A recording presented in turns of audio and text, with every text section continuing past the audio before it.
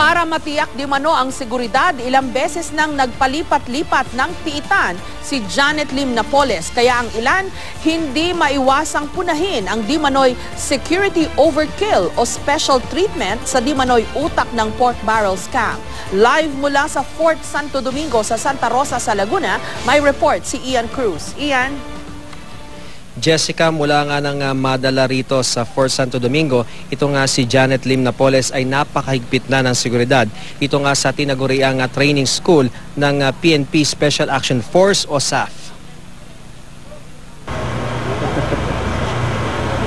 Sa harapan mismo ng Fort Santo Domingo, galit na sinunog ng isang dating pulis ang streamer na ito na may mukha ni Janet Lim Napoles na may nguso ng baboy. Pagbabanta ba yan? Sinong babangga sa RAM? Masyado na yung akala namin wala special treatment. Ang pagtrato raw kasi ng gobyerno kay Napoles, tila nakakapagduda na dahil sa di umano'y sobrang pag-aalaga sa kanya. Katunayan, may tagatikim pa siya ng pagkain. Ito'y para raw masiguro ang kanyang kaligtasan. Pero pagtitiyak ng PNP, pareho pinapakain kay Napoles sa inihahain sa mga miyembro ng kanilang Special Action Force. Ang umagahan niya kanina, ham, estrelyadong itlog at kanin. Sinigang na boneless bangus with rice at saging naman ang pananghalian ni Napoles, pero hindi masabi kung kinain ito ni Napoles. Hindi rin nakaligtas maging sa ilang senador ang malayong biyahe ni Napoles mula Fort Santo Domingo papuntang Makati Regional Trial Court tuwing dadalo sa hearing. Santo Domingo is 46 kilometers away from Makati. Isn't it a valid security concern on the part of the PNP that you would bring Ms. Napoles each time she has a hearing to travel 46 kilometers to 46 kilometers from? Suggestion, Mr. Chairman, with your permission, maybe we ask the Supreme Court to bring the court to the camp and hold the hearing there, rather than bringing Napoles to Makati. There is nothing. Yes, it can be done because change of venue. Huh? Change of venue. Change. The jurisdiction is still Makati, but the hearing is done in the camp. Git naman ni DILG Secretary Marojas, sumusunod lang sila sa utos ng korte. It is certainly part of our consideration, Mr. Chair. But so far we've just complied with the order of the court. Perhaps once we have accumulated all the costs and information, it is not beyond the PNP to itself go to the court and say this is how much it costs us and this is how much disruption this has on SLEX and so on and so forth. So, but we only abide by what the court says. Ang Malacanang muling pinabulaanan ng di umano'y overkill na security at maging ang di umano'y special treatment kay Napoles. We would be criticized for if something happens to Janet Napoles. So what do? We should rather err on the side of caution because for all intents and purposes, we are government.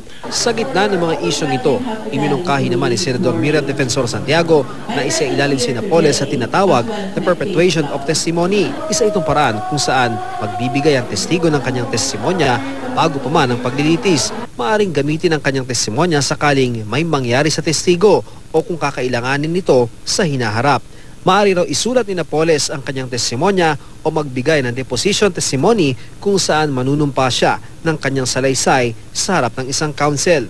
Kabilang daw sa mga pwedeng ilagay ni Napoles sa deposition ang pangalan ng mga mambabatas na sangkot di umano sa iligal na paggamit ng pork barrel. Kasabay nito, tuloy naman ang paghahanap sa kapatid ni Napoles na si Reynald Lim na sinampahan din ng kasong serious illegal detention. Kanina, naghain ng motion to suspend proceedings ang kampo ni Lim sa Makati Regional Trial Court. Pending pa raw kasi ang inihain nilang motion for reconsideration sa Department of Justice at petition for certiorari sa Court of Appeals. Jessica, kanina nga ay dumating din dito itong si Attorney Lorna Kapunan, ang abogado nitong si Janet Lim Napoles. At sa kabila nga, Jessica, nung sinasabi niya nga anxiety attack nung kanyang kliyente ay nasa high spirits na raw ito ngayon at patuloy nagdarasal na lalabas din ang katotohanan sa bandang huli. Hindi naman daw sila, Jessica, tutol sa planong paglalagay ng CCTV pero dapat daw ay sa strategic area lamang ito ilagay. Narito ang pahayag ni Attorney Kapunan. Payo kami if it is for the purpose of her security, no? at sa perimeter lang, no. But hindi kami payag that the CCTV camera will be used to restrict her movements inside, no. Jessica, dito nga sa Fort Santo Domingo, wala naman tayong masyado nakitang mga movement dito.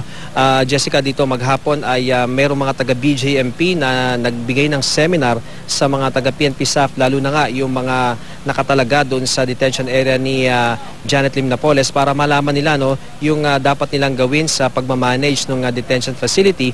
At ngayong gabi lamang, Jessica, ay inayos nga itong Gate 1 itong Fort Santo Domingo dahil nga hindi ito na isasara dati dahil sa tumaas yung kanilang kalsada at ngayon nga, Jessica, ay naayos na ito ngayong gabi. Jessica? Okay, Ian, kasi yung iba, ang tingin dito nga sa binibigay na o dun sa pagtrato kay Napoles habang ito'y supposedly nakapiit, parang special treatment, no? Kasi, ayun, nilipat ng kulungan, mas malaki kaysa regular na kulungan ng ordinaryong mga napaghihinalaan ng mga krimen o yung mga suspected criminal, no? Ito si Napoles nilagay sa isang parang bungalow type na kulungan. So, on the one hand, ang tingin dito, special treatment, may taga-tikim pa ng pagkain niya. Pero on the other hand naman, may mga nagsasabi rin na kaya ginagawa ito, gusto lang siguruhin ng gobyerno na when the time comes, makakapag-testify itong si Napoles. Kasi nga, supposedly, may banta sa buhay niya, ang perception, yung mga ikakanta niya, baka yun din daw ang panggalingan ng threat kay Napoles. Tama yan, Jessica. Sinasabi nga kasi vital yung magiging testimonya nitong si Janet Lim Napoles. Kaya naman nararapat lamang na i-secured talaga siya. Kaya naman, Jessica, sinasabi nga ni Attorney Capuna na ayaw talaga nila na doon makulong sa Makati City Jail itong si